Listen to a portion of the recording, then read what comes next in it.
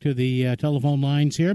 Republican State Senate member Rob Sampson, frequent guest here on the program. Hey, Rob, it's Paul here. How are you?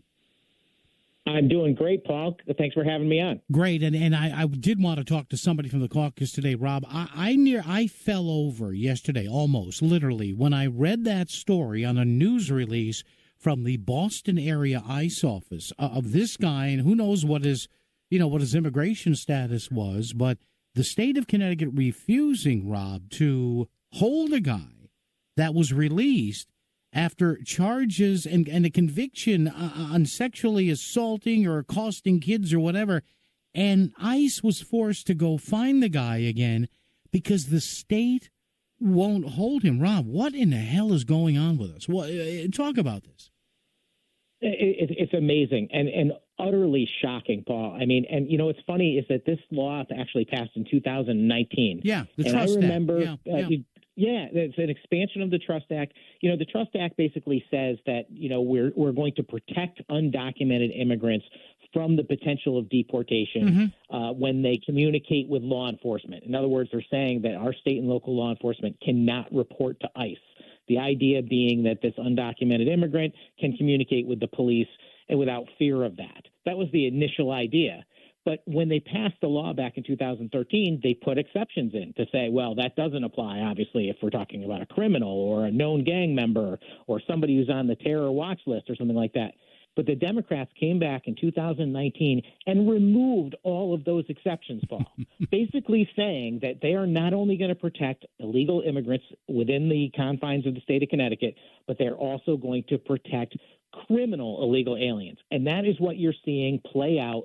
And it's happened in dribs and drabs over the years, but I think that these, specific cases are starting to show up more and more. And I think that's, partly because you have, Trump coming into the White House, immigration becoming a big issue. And I think local law enforcement is actually a little more willing to share this information. So it's actually sneaking out into the press. Yeah. And thank heavens, because it's the time to actually address it and fix this problem. Yeah. And the news release that you people sent out yesterday, Rob, and I've seen, and even the Hartford Courant ran the story, whatever.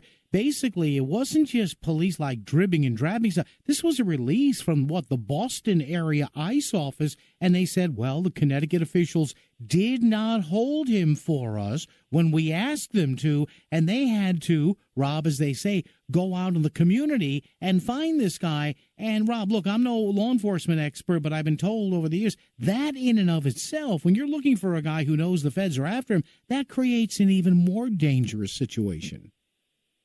Right. I mean, think about the cost to taxpayers, not just in dollars, but in the potential for crime, havoc, and mayhem. Not the only law that the Connecticut legislative Democrats have passed in recent years that effectively aids and abets criminal illegal aliens. And again, I mean, I'm making that distinction by putting the word criminal in front of the word. They passed a law also that says that we're going to change the sentencing guidelines for serious misdemeanors, type A or class A misdemeanors, the kind that normally get a 1-year sentence. Yeah. The Democrats came in and they passed a law reducing the sentence from 365 days to 364 days. And of course, no other subtext, no understanding of why they're doing that. And we're all standing around shaking our heads. I'm like, why would you make such a subtle and seemingly insignificant change until we realize that 1-year threshold is the determination that the federal immigration authorities make about whether an offense is deportable or not. So here you have the Connecticut Democrats pass a law specifically, again, not to protect undocumented immigrants, to protect criminals. To protect criminals that happen to be undocumented. Rob, it's beyond the pale. I don't understand. I mean, Rob, and this is me saying this, not you. I don't want to put words in your mouth. So, we've talked to each other long enough to know that. But Rob, I say it's almost like a love affair with some of these people. I don't understand it. As you say, it doesn't make any sense. Now, look, I know you're probably told stuff off the record that you can't say, but my God, do they have no shame, Rob? I mean, I even have liberal friends of mine texting me and messaging me last night on this latest thing with a guy from Jamaica going, this can't be real, can it? I said, oh, it's real. It's real. It is definitely real. And, It's like the inmates are running the asylum. Oh, the advocates of these far left initiatives, whether they are labor initiatives or immigration initiatives, they're the ones running the show. The Democrats in the legislature are about as far left as you could possibly imagine in Connecticut. I had this notion, when Trump won the election, I'm like, okay, what are the Connecticut Democrats going to do? Oh. Are they gonna back off on these crazy ideas because maybe they're getting the message that the country's shifting to the right a little bit, or are they going to double down on the madness? Well, we're getting our answer now. You've got the Attorney General of the state vowing to protect illegal aliens in the state of Connecticut. You've got the Democrats holding a press conference today to say that they're going to give unemployment benefits to people who go on strike.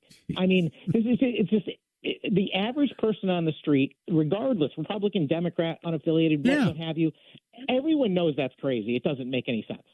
Yeah, and Rob, on the labor-related things, I opened my show with that. So one bill would give people, who are striking, not laid off, not because of job cuts, not because a factory is being bought out or whatever. So the majority Democrats want, I guess after a certain amount of time, they want to put their thumb on the scale and give strikers, not people who were laid off, just strikers, unemployment benefits. And the other one, Rob, there's this other bill now that would tell companies like Amazon and others how to run their warehouses. What's up with that? Right. Well, they want to put very, very serious restrictions on warehouse companies. And, of course, they've used the term Amazon over and over again while simultaneously saying they're not targeting Amazon. Oh, of course not. And basically what they want to do is they want to interfere with a private employment arrangement. I made the point in the committee yesterday. I mean, it's a voluntary, job. People don't have to work there if they don't want to. Their argument is all about safety, and if they can point to things that have to do with legitimate safety concerns, I might see things their way. But that's not what this is about. This is about them interfering with private employment. The fact that Amazon and others have been resistant to labor unions, that kind of thing. That's what this is all about. This is all a push from organized labor. The striking workers thing is absurd. Unemployment is insurance for people that are in a time of need. Yes. And the requirements to get unemployment insurance is that you lost your job not of your own volition, that you are able and willing to work, and that you are looking for work. Well, guess what? If you are on strike, you are none of those three things. So for me, it's offensive, actually. I mean, it's not that I have anything against people in labor disputes or their ability to go on strike, but it is wrong for the Connecticut legislature and the Democratic majority to decide that one side or the other, whether it's the employer or the labor union, should have a benefit, and a benefit that's paid for by taxpayers, and in this case, at the expense of people that might truly need it, like those folks who actually need their unemployment compensation. Yeah, and Rob, finally, and to kudos I gave to Governor Lamont last time around when he said, and now it's going to be interesting to see if you folks actually get an up or down vote on this. You remember the governor said, hey, unemployment benefits for strikers, that can't be done sneakily at the 11th hour with some funky wording here. And the governor, I think, realized, because he said it was, too cute halfways or something like that. I mean, let's have an open debate about this with you guys and gals in the General Assembly and see where everybody stands. I'm all right with that. I'm sure you'd be, too. Oh, yes. Well, I mean, the fact is, Paul, that we did have that debate up or down on the actual bill that would have provided unemployment insurance compensation to striking workers. But that's not what they passed at the 11th hour at the last day of session last year. That bill had already been abandoned by the majority, and they didn't run with it. So they snuck this thing into some other bill that basically didn't mention strikes, didn't mention unemployment, didn't anything. It was just a slush fund for the comptroller. And the argument was that the comptroller would be able to give this $300 million, I think the number was, to whoever needed it, for whatever purpose. It wasn't until it was clarified by, some of the Democrat Senate leaders that that's what it was. It was supposed to take the place of the striking workers bill. It's absurd what they're doing. They're it's seeking attention to their far left policies. And sadly, I think it's going to benefit us, Republicans, in the end. I think that people are going to see this stuff for what it is, and I think that they're on our way to having their bubble burst, and maybe Connecticut becomes a red state if people start looking at this stuff. Can you imagine, Rob? Thanks, and do me a favor. Don't ease off on the whole thing with this immigrant the other day with the kids. I mean, keep the pressure up. Let's say, I mean, nobody. I don't think the governor's office has said anything. Attorney General Tong, the majority Democrats, have they said anything about this immigration case or not? I've had no official response yet, and there's news stories every day. I just heard about another FBI case in Hartford. I don't think it had to do with illegal immigration necessarily, but we might find out differently later. So I mean, crime is definitely a factor. Yeah. Legal immigration is definitely a part of that, and I'm certainly going to keep the pressure on. Don't you worry about that, Bob. All right, Rob. Thanks. Take care, Rob Sampson. Be good. We'll talk down the road. Thank you, sir.